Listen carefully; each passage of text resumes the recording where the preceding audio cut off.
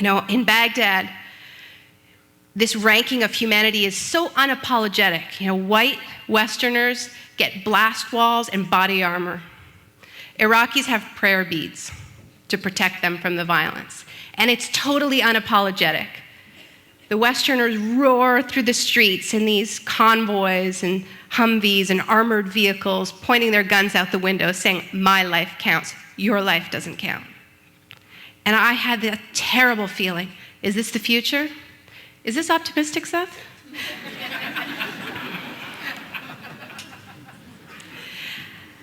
Now, when Hurricane Katrina hit, many of us had the feeling that it was so obvious that this was a failure of this economic model that it would, somebody wrote, it was a sort of a mea culpa by a neoliberal. He said, the breaking of the levees in New Orleans will be for neoconservatives what the fall of the Berlin Wall was for communism. That it will collapse their ideology because their ideology showed its true brutality in that moment. It was the neglected public sector.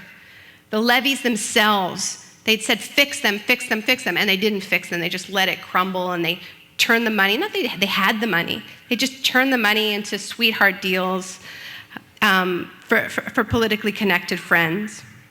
It wasn't about a lack of money. And the public infrastructure of New Orleans was so weathered that it couldn't handle the mass evacuation. So this all coalesced and everyone saw it. This disaster that is hidden in plain sight every day, but suddenly there was nowhere to hide when we saw the residents of New Orleans, the poor working class, mostly African American residents of New Orleans on their roofs asking for help and the help not coming. And many of us thought this would be a moment, the moment to put the ideology on trial. It didn't happen. It didn't happen for the reasons that the CCPA is so important, because we weren't ready with our policy ideas, our proposals to say, this is the way you rebuild this city. We didn't have the strength of our convictions. We had the outrage at what they were doing, but we didn't say, this is a new deal for New Orleans. This is what it would look like. So they ended up with the corporate New Deal for New Orleans. Now, why did that happen? It happened because they're ready. Who's they? Well, September 13th, 2 weeks after Hurricane Katrina made landfall, there was a meeting at the Heritage Foundation. Heritage Foundation really is the ground zero of the counter-revolution against the welfare state. It has been since it was founded in 1973. It was a meeting, went on all night. Representatives of all the big right-wing think tanks, Cato, Hoover, and also the Republican Study Group in Congress, which are all the most ideological Republican Congress people. They stayed up and they made a list, 32 free market solutions for Hurricane Katrina.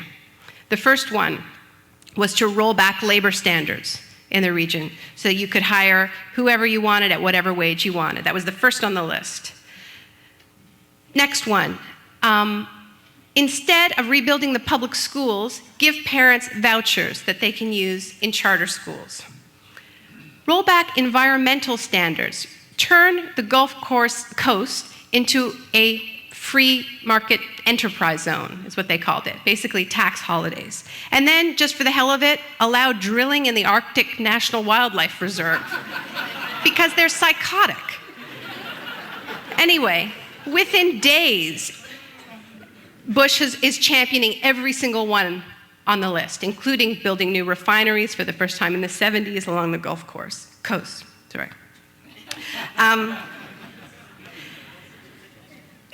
They were ready.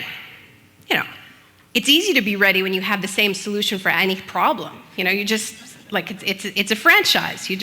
Hurricane Katrina, you just change the name. It's the same solutions no matter what the crisis is. Now, one of the people who saw opportunity in the floodwaters of New Orleans was Milton Friedman. Milton Friedman was 93 years old, in ailing health, as we now know. And he still managed to get the energy up to write an op-ed for the Wall Street Journal. In this op-ed, he said, New Orleans schools are in ruins. The teachers, families, parents are scattered throughout the country. This is a tragedy, he wrote. It is also an opportunity. Then he proceeded to explain that this was the moment to transform New Orleans' education system into a charter school system, which means public money going to private schools, many of them run for profit. Well, that right-wing think tank complex was so ready that they descended on New Orleans within hours.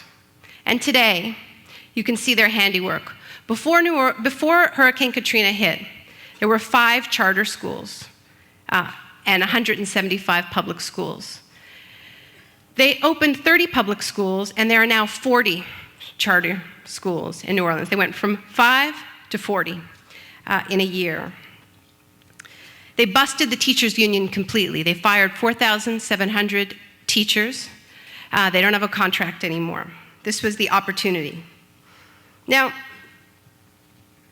those ended up actually being Milton Friedman's sort of last words, because they were, that was his final public policy recommendation. He died a few months later. And in some ways, it seems like small potatoes for a guy like Milton Friedman. Once again, it's not Mongolian yaks, but it's, he was feted as the greatest public intellectual of the last half century when he died. But this was where he expended his last energy, was thinking about how to take advantage of the people of New Orleans in their weakest moment, when they could not protect their public institutions because they were scattered throughout the country, to break the teachers' union, and to replace public schools with for-profit ones.